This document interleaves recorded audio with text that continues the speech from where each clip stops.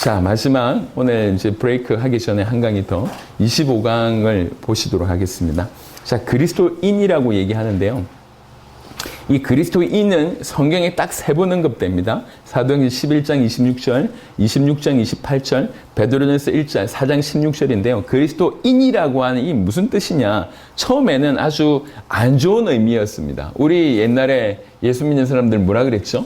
예수쟁이라고 얘기했죠. 똑같은 얘기예요. 그러니까 그리스도인이라고 얘기할 때는 원래 의미는 그리스도이신 예수님에 대한 믿음을 고백하는 자, 또 그리스도에게 속한 자, 그리스도를 닮은 자, 아니면 그리스도의 지지자, 그리스도의 가족, 그리스도의 군사, 원래 이제 이런 의미가 있었대요. 그러니까 그리스도인이라고 얘기할 때 그냥 어떤 저 가문이 있잖아요. 저 가문 사람, 이런 개념도 있었다고 합니다. 그러니까 그리스도의 가족, 군사, 그리스도의 지지자, 그리스도에게 속한 자, 그리스도를 닮은 자. 월 의미는 그리스도이신 예수님에 대한 믿음을 고백하는 자, 이렇게 볼 수가 있습니다. 이게 이제 그리스도인이라고 하는 뜻인데요. 사실 말은 이렇게 하지만 이렇게 안 살고 있다는 것이 문제이죠.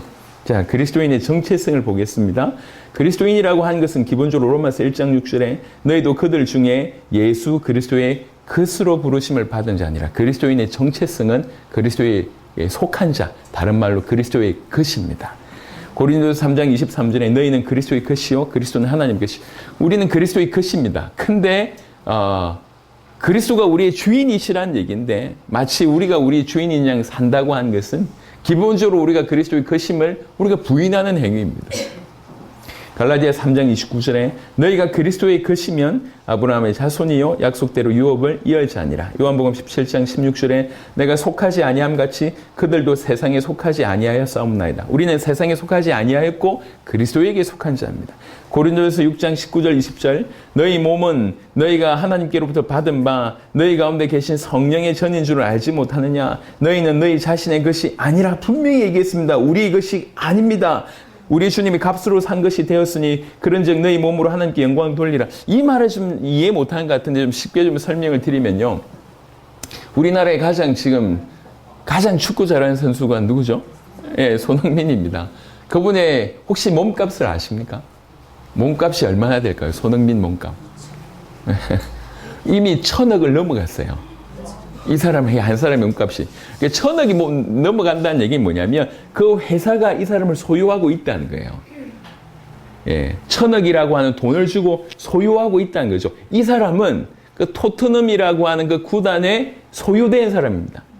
그래서 이 구단이 원하는 대로 가야 됩니다. 저희 가서 뛰어가야 됩니다. 몸 관리 이렇게 해야 돼. 왜 그러냐? 값으로 샀어요, 이 사람을. 그러니까 개인의 몸인 것 같지만 개인의 몸이 아니에요. 이 회사의 몸입니다. 이 회사의 소유입니다. 우리가 알고 있는 내용이 그런 내용입니다. 우리가 성경에 뭐라고 얘기하고 있냐면 너희는 예수 그리스도의 그 핏값으로 산바되었다고 얘기합니다. 우리의 것이 아니에요. 우리는 그리스도의 것입니다. 하늘에 속한 자입니다. 이게 가장 기본적으로 인정해야 됩니다. 손흥민이 자기가 토트넘에 속해 있는데도 불구하고 그걸 무시하고 행동한다. 그러면 또 법적인 소송부터 시작해서 엄청난 손해를 물어야 돼요. 아니, 나는 오늘 한국 가고 싶은데 축구 안 하고 한국 옵니다. 큰일 난다니까요. 예, 속한 자는 그것의 명령을 받고 그것에 순종해야 됩니다. 그만큼 대가를 주고 값으로 샀기 때문에. 우리는 그리스도의 핏값으로 사심받은 자입니다. 그래서 뭐라고 얘기하냐면 우리가 할 일은 너희 몸으로 하나님께 영광 돌리라 이렇게 얘기하는 거예요. 골로새 3장 9절 10절에 너희가 서로 거짓말을 하지 말라. 옛사람과 그 행위를 벗어버리고 새 사람을 입었으니 이는 자기를 창조하신 이의 형상을 따라 지식에까지 새롭게 하심을 입은 자니라. 우리는 새 사람이 되었습니다. 지식에까지 새롭게 하심을 입은 자가 되었습니다. 옛사람과 그 행위를 버려야 됩니다. 하다못해 저 거짓말 하나까지 버려야 된다고 성경은 얘기하고 있습니다. 왜 그러냐면 옛사람의 모습이니까. 베드로전서 1장 4절에 이로써 그 보배롭고 지극히 큰 약속을 우리에게 주사 이 약속으로 말미암아 너희가 정욕 때문에 세상에서 썩어질 것을 피하여 신성한 성품에 참여한 자가 되게 하려 하셨느니라. 참으로 은혜입니다. 이 신성한 성품에 참여할 수 있는 그런 은혜를 계속 우리에게 부어주신 것입니다. 그리스도에게 속한 자, 그리스도의 것, 하늘에 속한 자가 바로 이런 축복을 받은 자입니다. 이게 그리스도인이다라고 얘기할 때 그것의 정체성입니다. 놀랍지 않습니까? 예, 우리가 지금 대기업에 들어가려고 막 발부둥 치잖아요. 대기업에 들어가려고 하는 발버둥이 뭡니까? 그 대기업에 속하고자 발버둥 치지 않습니까? 정말 경쟁률을 뚫고 들어가잖아요. 왜 그렇습니까? 속하면 보장되니까. 뭐 월급이 뭐 이렇게 연봉이 1억씩, 2억씩 이런 데가 있고 심지어 10억씩 있더라고요. 그 회사에 어떻게든 속하려고. 그래서 경쟁률 100대 1, 뭐 1000대 1 뚫고 들어가지 않습니까? 나를 제발 사주세요. 그 얘기잖아요. 예. 내가 이력이 이 정도니까 나 좀 사주세요. 내가 좀 거기에 속하게 해주세요. 우리 인생이 자세히 보면 그거거든요. 우리가 그리스도에게 속했다라고 하는 말을 그렇게 어렵지 않게 이해할 수 있을 것입니다. 이게 그리스도인의 정체성입니다. 골로새 3장 3절에 이는 너희가 죽었고 옛사람이 죽었습니다. 너희 생명이 그리스도와 함께 하나님 안에 감추어졌습니다. 여러분, 저는 개인적으로 절대 구원이 취소될 수 있다라고 하는 신학에 반대합니다. 여러분들은 어떤 신학이 가질 수 있는지 모르겠지만 그리스도의 피값으로 그 받은 구원이 우리의 어떤 행동 때문에 그것이 취소될 수 있다? 그럴 수가 없습니다. 그러니까 그 엄청난 일들을 우리 행동 때문에 그것이 취소가 될 수 있다? 그럼 그게 어떻게 온전한 구원이 될 수 있습니까? 그럴 수가 없습니다. 성경에는 너희 생명이 그리스도와 함께 하나님 안에 감추어졌는데, 근데 왜 이런 일이 벌어지냐면, 제가 볼 땐 이런 겁니다. 분명히 구원받았다고 하는데 전혀 개판으로 살거든. 예. 그래서 뭔가, 좀 정신 차리려고 성경에도 그런 구절이 보이는 것 같아서 구원이 좀 취소될 수 있다라고 얘기하면 조금 정신 차릴 것 같아서 얘기하는 것 같은데, 그거는 그런 인생이 안 바뀌는 것은 구원받은 자가 아니에요. 구원받은 자가 아닌데 구원받았다라고 해서 얘기해놓고 신학으로 풀 필요가 없습니다. 생명이 있는데 어떻게 안 바뀌냐는 거죠. 생명이 있는데 어떻게 안 자라냐는 거죠. 생명이 있는데 내가 하나님 음성을 들어본 적이 없어. 하나님 인도를 받아본 적이 없어. 어떻게 이럴 수가 있습니까? 쉼없이 하나님께서는 우리에게 말씀 주시고 역사하실 것인데 내가 그걸 들어본 적이 없어. 내가 그렇게 따라본 적이 없어. 내 마음에 평안함이 없어. 어떻게 그럴 수가 있습니까? 교회 마당을 밟은 것이 생명이 있는 것이 아닙니다. 생명은 실제입니다. 사실입니다. 우리 안에 뜨겁게 벌떡벌떡 뛰는 것이 아닙니까? 그 생명이신 우리 주님이 말씀하신데 우리가 그걸 못 들을 수 있다. 그런 건 있을 수가 없습니다. 생명이 있다고 하는 것은 그리스도와 함께 우리 생명이 하나님 안에 감추어져 있습니다. 완벽합니다. 누구도 빼앗아갈 수가 없습니다. 요한일서 4장 15절, 그러니까 이 말 하기 전에 진짜로 구원 받았는가를 질문해야 되지, 구원이 취소될 수 있다라는 식으로 끌고 갈 필요가 없다는 거죠. 진짜로 구원받으면 안 바뀔 수가 없습니다. 근데 여전히 안 바뀐다, 여전히 옛생활 그대로다, 그러면 생명을 의심해 봐야지. 생명을. 요한일서 4장 15절에 누구든지 예수를 하나님의 아들이라 시인하면 하나님이 그의 안에 거하시고 그도 하나님 안에 거하느니라. 하나님이 우리 안에 거하고 우리가 하나님 안에 거합니다. 이 사람은 어떻게 하면 하나님을 기쁘시게 할까? 어떻게 하나님을 즐거워할까? 이게 정상이죠. 세상을 넘어서게 됩니다. 자, 그리스도인의 삶. 그래서 아까 믿는 자의 삶은 순종이라고 얘기했는데 약간 좀 다른 각도로 좀 풀어드리면 그리스도인은 어떻게 살아갈 수밖에 없느냐. 베드로전서 2장 21절에 이를 위하여 너희가 부르심을 받았으니 그리스도도 너희를 위하여 고난을 받아서 너희에게 본을 끼쳐 그 자취를 따라오게 하려 하셨느니라. 그리스도인들은 그리스도를 따라가는 삶입니다. 예수 믿는 자는 예수님을 따라가는 삶이에요. 그래서 예수님께서 베드로를 부를 때 뭐라고 얘기했습니까? 나를 따라오느라. 처음부터 그렇게 부르셨어요. 예수님 그 길을 걸어가야 돼요. 그 십자가를 지는 길, 영혼들을 살리는 길, 하나님의 뜻을 이루고 하나님 나라를 이루는 그 길로 따라가는 것이 예수 믿는 자입니다. 갈라디아 3장 11절에 또 하나님 앞에서 아무도 율법으로 말미암아 의롭게 되지 못할 것이 분명하니 이는 의인은 믿음으로 살리라 하였습니다. 의인이 살아갈 수 있는 유일한 방법은 믿음 말고는 없습니다. 그게 살아가는 방법입니다. 살아가는 방법입니다. 믿음 없이는 살 수가 없어요. 돌이켜보시라고죠. 과연 믿음으로 살아본 적이 언제였던가? 여러분, 우리가 부지불식간에 선택하는 모든 것은 불신앙입니다. 우리 안에 믿음이 없습니다. 믿음의 선택이라고 하는 것이 우리 안에서 나올 리 만무합니다. 그래서 기도하고, 그래서 물어보고, 그래서 여쭤보고, 그래서 하나님께서 원하시는 믿음 이런 거구나를 깨닫고, 그래서 믿음으로 그 길을 걸어가 보는 것입니다. 모자라지만 그 길을 걸어가 보니까 더 깨닫게 되고, 걸어가 보니까 더 깨닫게 되고, 그렇게 됩니다. 이건 판단할 수가 없어요. 걸어보지 않으면, 믿음으로 그 걸음을 떼지 못하면 절대로 안 되는 일입니다. 제가 제 스스로 칭찬이라고 표현해야 됩니까? 칭찬을 하는 게 있어요. 제 스스로. 야, 이건 진짜 잘했다. 이게 뭐냐면 2012년 그 1월에 미국 마이애미에 갔을 때입니다. 보여지는 거 하나도 없었고 이제 영어 할 줄 모르고 이제 있는지 제자가 있는지 없는지도 가능성도 모르겠고 또 비용은 어느 정도 들지 모르겠고 저희는 안 찾으면 안 돌아온다는 마음으로 갔으니까. 근데 왜 그런 마음이 들었는지 모르겠지만 가게 됐어요. 틀림없이 하나님 찾게 하실 것이다. 안 찾으면 안 들어온다. 근데 찾을 거라는 확신이 들어서 제가 가운까지 들고 갔어요. 찾으면 안수하겠다면서 그런 마음으로 갔어요.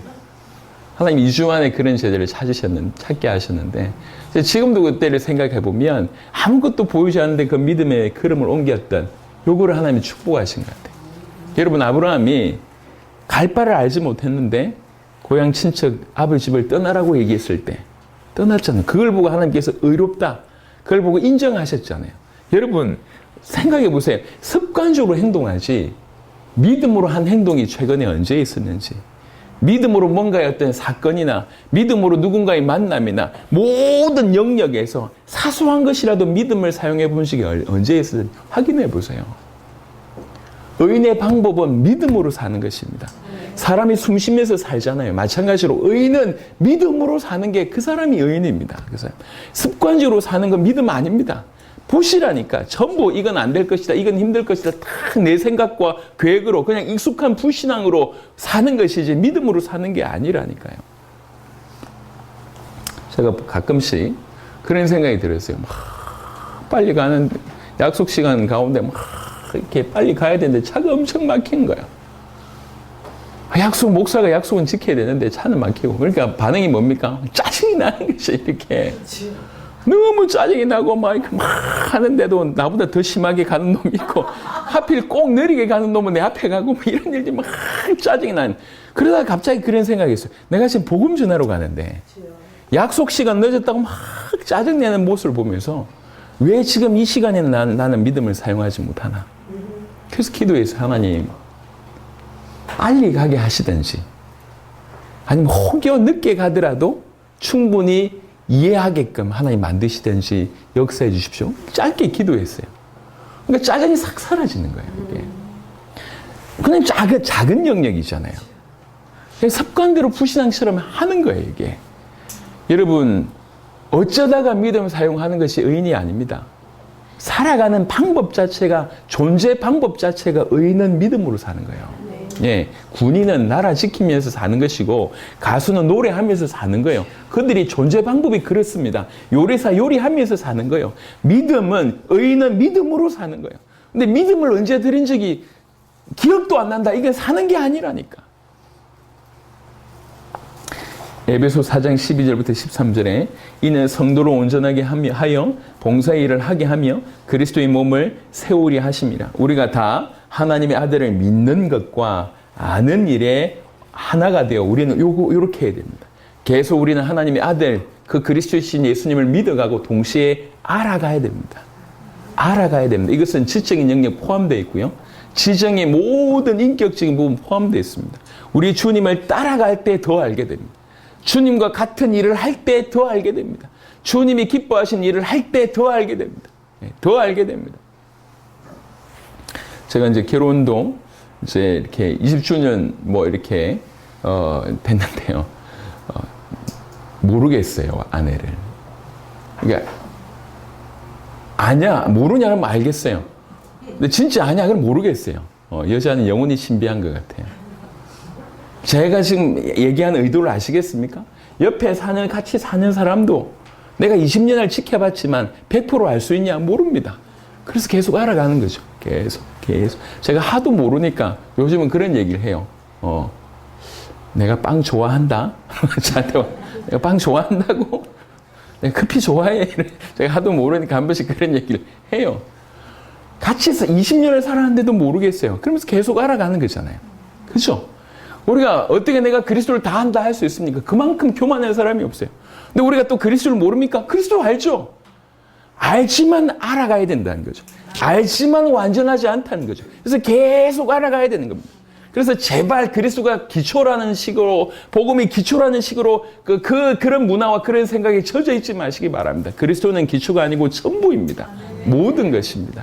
하나님의 아들을 아는 것과 믿는 일에 하나가 되어서 그렇게 온전한 사람을 이루어 그리스도의 장성한 분량으로 충만한 데까지 이르게 되는 은혜 있으시길 바랍니다. 로마서 14장 8절에 우리가 살아도 주를 위하여, 죽어도 주를 위하여, 할렐루야. 우리가 이렇게 살아야 됩니다. 고린도후서 5장 15절 제가 어제 말씀드렸습니다. 그가 모든 사람을 대신하여 죽으시면, 우리 주님이 나를 대신해서 죽으셨대요. 우리를 위해서 죽으셨대요. 왜 죽으셨냐? 이유가 살아있는 자들로 하여금 다시는 그들 자신을 위하여 살지 않게 하시려고 죽으셨다. 오직 그들을 대신하여 죽었다가 다시 살아나신 바로 그분, 그 그리스도이신 예수님을 위하여 살게 하기 위해서 대신 죽으셨다고 얘기해요. 우리는 이 거룩한 말씀, 이 위대한 말씀 앞에 겸손해져야 됩니다. 마태복음 16장 24절에 이에 예수께서 제자들에게 이르실 때 누구든지 나를 따라오려거든 자기를 부인하고 자기 십자가를 지고 나를 따를 것이니라. 나를 부인하고 나의 십자가를 지고 그분을 따라가는 것이 우리가 감당해야 될 그리스도인의 삶입니다. 로마서 12장 1절부터 2절에 그러므로 형제들아 내가 하나님의 모든 자비하심으로 너희를 고나노니 너희 몸을 하나님이 기뻐하시는 거룩한 산제물로 드리라. 예수님께서 자기의 몸을 십자가상에 드렸던 것처럼, 십자가에서 제물로 드렸던 것처럼 우리 주님이 기뻐하시는 것은 뭐냐면 우리 모든 것을 드리는 바로 이것을 기뻐하십니다. 제가 보니까 이 그리스도인들이 이렇게 천차만별이에요. 똑같은 교회 안에 있지만 전혀 하나님에 대한 관심이 없고 복음에 대한 관심이 없고 자기를 위해서 예수 믿어주는, 내가 믿어준다, 내가 가준다, 뭐 이런 수준의 사람이 있고요. 또 모든 것을 드리고자 하는 사람이 있습니다. 근데 누가 행복하냐? 객관적으로 훨씬 행복해요. 훨씬. 본인이 알아요. 내가 해준다고 하는 사람이 행복한지 본인이 안다니까 안 행복하다는 거를. 인생 전체를 주님 앞에 드릴 때에 하나님이 주신 기쁨이 있어요. 이 사람들이요. 얼마나 감사하는지 몰라요. 그리고 이제 이렇게 복음 전한 저에 대한 태도 또한 하늘과 땅 차이입니다. 하늘과 땅 차이. 예. 너무 달라요. 그리고 너무 기쁨이 있어요. 그런데 실제로 그 삶에서도 하나님께서 계속 증거를 주시더라고요. 아멘. 여러분, 우리는 우리 전부를 드릴 때 우리 주님이 당신 전부를 우리에게 주셨잖아요. 그래놓고 우리 전부를 요구하십니다. 이게 제일 편합니다. 양다리 짚고 있는 것이 원래 힘들어요. 예, 세상 반 하나님 반, 이게 원래 그게 가장 힘들어. 완전히 깊이 잠길 때가 가장 행복한 법입니다. 하나님이 크신 은혜가 있기를 바랍니다.